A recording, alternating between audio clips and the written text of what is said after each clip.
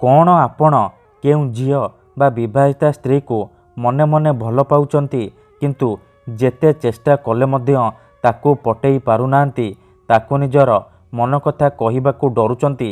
ଆଉ ଆପଣ ଚାହୁଁଛନ୍ତି କି ସେ ଝିଅ ବା ସ୍ତ୍ରୀ ନିଜେ ଆସି ଆପଣଙ୍କୁ ଭଲ ପାଉଛି ବୋଲି କହୁ ଆପଣଙ୍କର ସବୁ ଇଚ୍ଛା ପୂରଣ କରୁ? ତେବେ ଆଜିର ଏହି ଭିଡ଼ିଓଟି ଆପଣଙ୍କର ଇଚ୍ଛାକୁ ପୂରଣ କରିବ। କାରଣ ଆଜିର ଏହି ଭିଡ଼ିଓଟିରେ ମୁଁ ଆପଣଙ୍କୁ ଶିଖେଇବି ବିନା ମନ୍ତ୍ର ତନ୍ତ୍ରରେ ନାରୀ ମୋହିନୀ ବଶୀକରଣ ବିଦ୍ୟା, ଝିଅ ପଟେଇବା ପାଇଁ ବଶୀକରଣ ବିଦ୍ୟା, ଯାହାକୁ ପ୍ରୟୋଗ କରି ଆପଣ ସୁନ୍ଦରୀରୁ ସୁନ୍ଦରୀ ଝିଅକୁ ନିଜ ବଶରେ କରିପାରିବେ। ସୁନ୍ଦରୀ ପଡ଼ିଶା ଘର ଭାଉଜକୁ ପଟେଇ ପାରିବେ, ତାଠାରୁ ନିଜର ମନ ଚାହୁଁଥିବା କାମ ହାସଲ କରିପାରିବେ। ଏହି ବଶୀକରଣ କରିବା ପାଇଁ ଆପଣଙ୍କୁ କୌଣସି ପ୍ରକାର ମନ୍ତ୍ର ତନ୍ତ୍ର କରିବାକୁ ପଡ଼ିବନି କିମ୍ବା କିଛି ବି ପଇସା ଖର୍ଚ୍ଚ କରିବାକୁ ପଡ଼ିବନି।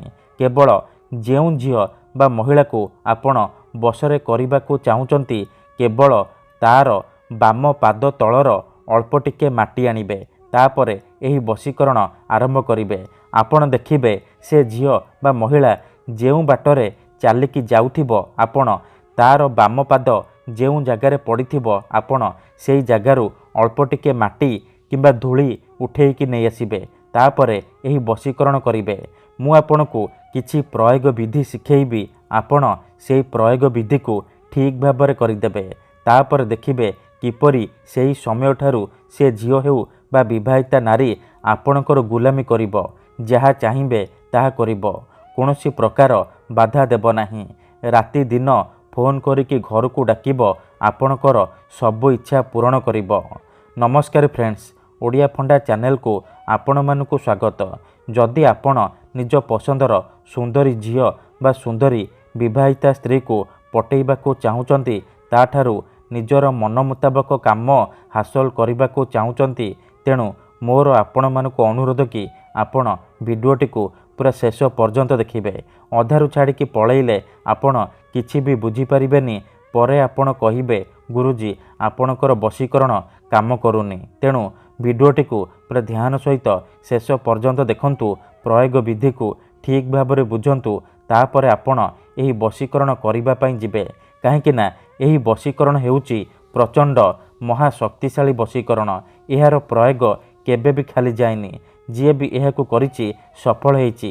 ନିଜ ପସନ୍ଦର ସୁନ୍ଦରୀରୁ ସୁନ୍ଦରୀ ଝିଅକୁ ମୁହୂର୍ତ୍ତକ ଭିତରେ ପଟେଇ ପାରିଛି।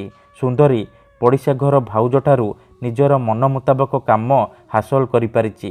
ତେଣୁ ଏହି ବଶୀକରଣ ଆପଣ କିପରି କରିବେ, କେମିତି କରିବେ, ଏହାର ପ୍ରୟୋଗ ବିଧି କ'ଣ, ମୁଁ ଆପଣଙ୍କୁ ଶିଖେଇବି।